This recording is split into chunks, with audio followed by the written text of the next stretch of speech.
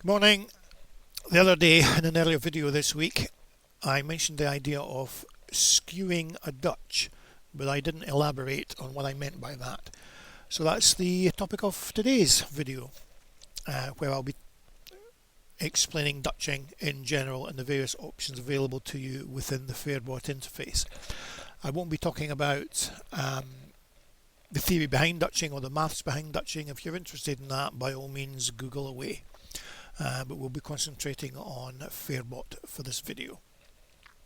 So here we are in the first race today. That we're a good half hour out, so hopefully I'll get this video done before the racing starts. And I'm also in simulation mode because I'll be putting in some numbers and I don't want those bets to be submitted to the real environment. Okay, so if we go up to the backlay options here and choose Dutching back, we've got a standard layout where we can specify our stake, select our runners that we're interested in Dutching, and we'll get a guaranteed profit if any of those runners wins. We'll get the same profit irrespective of which of our selections wins. The more selections we have, the less profit we'll make. And if we reduce the number of selections, we gain a higher profit as long as one of those selections wins. That's standard Dutch that I guess you're all familiar with. There's other options within Fairbot. Here we have a stake available. We can do a required profit instead. And in this particular case, what happens is you have a fixed profit, and it's your stake, your overall stake, that will vary depending on your selections that you pick. You'll see that this profit there is the same all the time, but it's a stake that goes up and down. Alternatively, you can have a variable profit where I can say, okay, I want to win £100 on this chap, £50 on this chap, and £25 on that chap. Okay, so you may have a number of runners that you fancy, but within that grouping you fancy one more than the others, if you see what I mean. And this facility, the variable profit option, allows you to do that.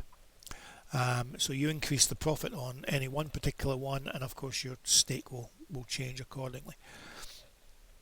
One of the things that can be useful for, in actual fact, if you're really keen on a particular runner and you think they're going to win, what you can do is set the target profit to 0 for other runners, and that effectively provides you with some insurance. So you're fairly, in this particular case, fairly confident that What a Shock, I beg your pardon, is going to win, but these ones might be a danger. So essentially you place an insurance bet on those so that if any of those win, you won't lose, but you won't make any profit. So you can do it that way, or you can slightly increase those to get that profit. So that's another way of skewing a Dutch, depending on your assessment of the market. There's also a variable profit ratio option that you have here. Now if I switch on automatic ratio, let me just choose none there, you can actually see in here the ratios that are being used. These are actually based on the odds available in the market. And so again, if we just choose a selection, that the stake will be split. The stake of £100 will be split according to this ratio here. If you switch automatic ratio off, you can actually go in and change these. I've never really found a major use for this, to be perfectly honest. It's not the type of Dutching I want, but you'll see as I change that to 20 how the stake on Dom Perry has decreased and gone up on What a Shock. So again, depending on which one you feel most comfortable with using, you can do it that way. There is, however, another way that you can skew a Dutch, and it has an interesting effect. For example, and it's perhaps more prominent if I do it this way. If we let's go back to stake with 100, and we choose Aston Villa and What a Shock. Okay, so if I do the standard Dutch, £229 before commission will be the profit if either of those two win. However, you can change that around by using these fields here. So for example, if I start to just decrease that, notice how the odds figure here is decreasing as I decrease this offset here. And also notice that the profit on each of these runners remains the same, because the £100 is now being split based on these adjusted odds. Right?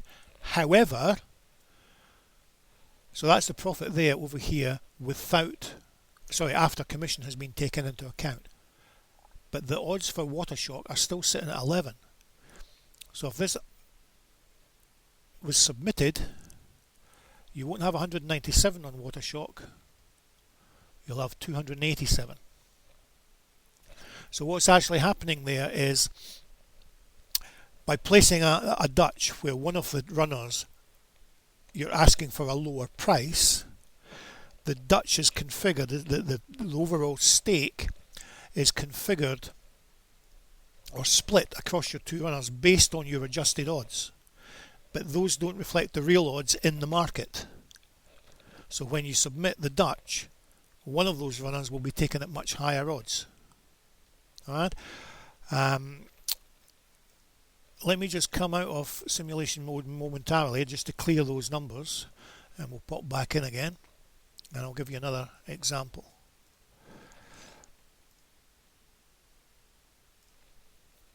Okay, so if we go back to what was these two we had selected.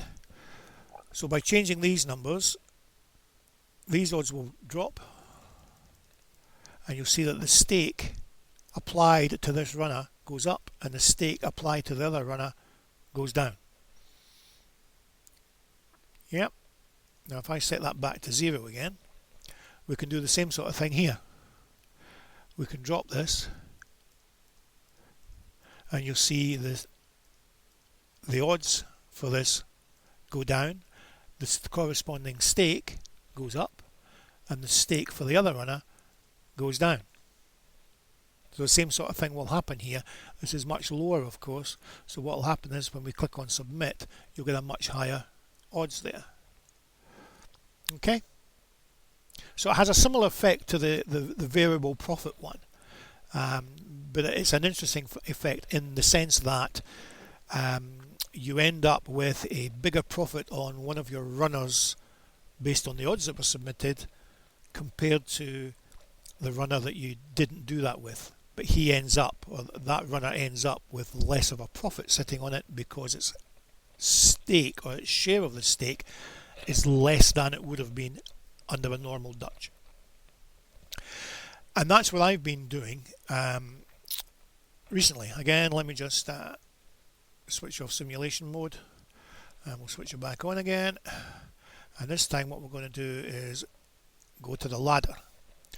And let me just maximize this window so we've got more real estate to look at. Okay, if I go back to back and lay, Dutching options. Alright, let's try these two again. You'll see if we take this particular one, and now we're going to talk to it in terms of trading out. If we take that and submit it, okay, so we have Aston Villa and Watershock. Here we have, if we're looking to Dutch and we're looking to make a profit of £20, let's say. If I was to go in here and look at Aston Villa has to return £31, i.e. the stake on Watershock, and get the £20 profit. And that of course assumes that Watershock shoots out to 1,000 immediately at the start of the race. So Aston Villa has to recover all of that stake, £30.92 plus the 20. So he would actually have to trade down, so that's more or less £50, isn't it? So he would actually have to trade down here in running, away down at 2.7. Conversely, if Aston Villa was to shoot out straight after the odds, Watershock would have to return £70 plus the 20. So he would have to find £90, and you'll find if we scribble down here, it's more or less at the same level as Aston Villa. Easy for me to say. Has to come down to much the same level in order to recover the lost stake on the other runner as well as the profit. The best case scenario, I guess, or let's say the mid case scenario, is that when you're trading out, the odds on Waterstock haven't moved, in which case Aston Villa, when the trade out process begins, only needs to be at a position to recover £20, because Watershock, the stake on Watershock, will be traded out for scratch. The best case scenario might be if they're both coming in and they both contribute to making that £20. But see, you see the worst case scenario, if one of those runners runs really badly before your trade out position is taken. Now look at a different scenario. Again, let me just, I'll need to minimize that. Come out of there so that I can get to here and switch off simulation mode and switch it back on again just to clear the numbers. What's happened to my, oh, I forgot about that. Go back to simulation mode and let's maximize that again.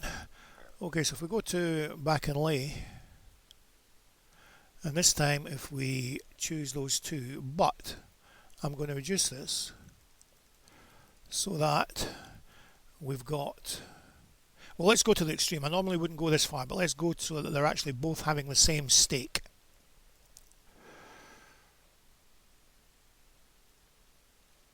Right, in this particular case, we've now got 50-50 on each runner.